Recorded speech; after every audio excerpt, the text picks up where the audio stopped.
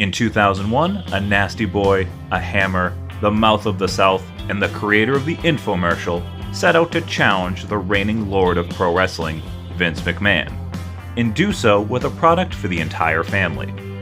Lack of funding and Vince's desire to gobble up all available talent led to their downfall.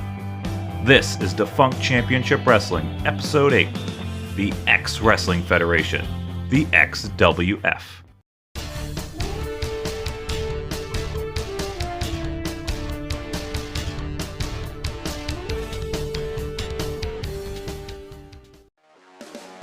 But I can assure you, you have never, ever seen anything like the XWF. The X, by the way, stands for exciting. By the fall of 2001, there was only one major American wrestling company left.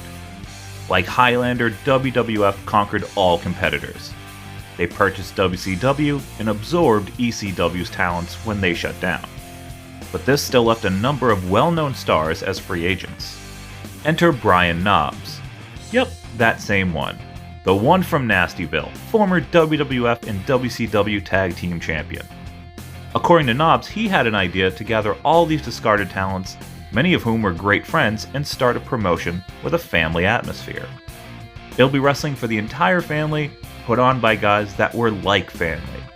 A show for the fans by the wrestlers. No corporate supervision, and as their tagline suggested, no more prima donnas. Knobbs immediately set to reaching out to friends and investors. He brought Greg Valentine on board to help run the show. He had talks with Randy Savage that fell apart the more the project grew. Jimmy Hart would oversee talent relations, and the idea found funding from entrepreneur Kevin Harrington. Harrington is credited with inventing the infomercial. If you ever watch TV on a Sunday afternoon, in the 90s especially, chances are you've seen something he's had a hand in. Whether it's the Food Saver vacuum sealer, the George Foreman grill, or anything pushed by Billy Mays. His work behind the scenes has produced over $5 billion in global sales and launched over 500 different products. With their investment locked in, Jimmy Hart built a roster that featured many WCW talents that weren't picked up by WWF, like The Wall, Norman Smiley, and Vampiro. They had some older names like Curt Hennig, Jim Duggan, and Marty Jannetty, but at the same time they picked up some young stars that weren't given a chance yet, like AJ Styles, Christopher Daniels, and Loki. XWF also gave exposure to some non-US talent like Ian Harrison and a young Carly Colon, Carlito. And of course, all of this was topped off by the addition of Hulk Hogan. The biggest star of the previous generation was the perfect centerpiece for the upstart promotion. The roster was set, but they needed somewhere to work. That brings us to the familiar confines of Universal Studios in Orlando. The same soundstage had been home to WCW Saturday Night, and would later become the home for TNA Impact. The stage was set for X Wrestling Federation, or the Excitement Wrestling Federation, to make its debut on November 13th and 14th, 2001. Their debut events were actually the first set of TV tapings. If the results online are 100% factual, then they filmed 63 matches over the course of 2 days. That's insane. We all know TV wrestling isn't complete without commentators and other side characters. XWF brought in WCW's Tony Schiavone and former WWF pervert Jerry the King Lawler. Lawler had quit the Federation after his wife, the Cat, was fired earlier that year. We also got Mean Gene Okerlund on interview duties, and they paired Hennig back up with Bobby the Brain Heenan, which is 100% the right call. XWF also had the X-Girls. I assume that was their answer to the Nitro Girls, but they never danced. I don't know. And one of the subjects of DCW Episode 3, adult film star goddamn Jasmine St. Clair showed up? Is this show for the whole family? As long as Shane Douglas doesn't show up, I think I can contain myself. XWF would use the TV tapings to crown their first champions.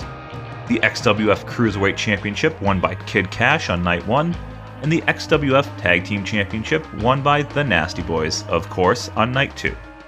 And I should mention one of the teams they beat was the Road Warriors. Night 2 also featured Hulk Hogan's only XWF match where he defeated Curt Hennig. But when the tapings ended, so did Kevin Harrington's investment in the company. Shortly after the tapings, he saw the writing on the wall. XWF wasn't going to make his investment back and definitely wasn't going to become profitable. So I'm out. They'd lost their investor, but they weren't ready to wrap things up just yet. They carried on, running house shows in December of 2001 in Hammond, Indiana, and Milwaukee and Green Bay, Wisconsin. All three shows featured the same cards with the main event of Nasty Boys versus the Legion of Doom. Attendance figures are hard to find, but let's assume they were far from sellouts. Now the important question is, how do you get the word out about your new promotion and your upcoming events without a TV deal? Well, obviously you take a page out of your former investor's playbook and air a 30-minute infomercial. The paid program titled Countdown to XWF was hosted by Mean Gene, with him giving the hard sell of the new exciting promotion, and featured lots of promo packages, clips from the tapings, and of course, what's an infomercial without celebrity endorsements? Seems like they called in every favor they could to get Gene Simmons, Alice Cooper, and Willie Nelson to talk about how excited they were for the XWF. This is Gene Simmons. You have not seen what my demon can do yet. He may look like your next door neighbor, but he's not. No, he's coming to get ya! Well, all I know is that there's a new wrestling association called XWF, and it's kind of like letting the fox in the hen house to let you guys have your own deal. That's all I know. But good luck and go after it. I'm Alice Cooper, XWF, in your face. Welcome to my nightmare. WF, are you ready to rock and roll all night and party every day? We're all so excited for this new wrestling show. Yay! They used the infomercial to both get some exposure for the company and to promote their upcoming tour of the Southwest in February of 2002. They advertised shows in Lubbock and Amarillo, Texas, with a third show in Hobbs, New Mexico.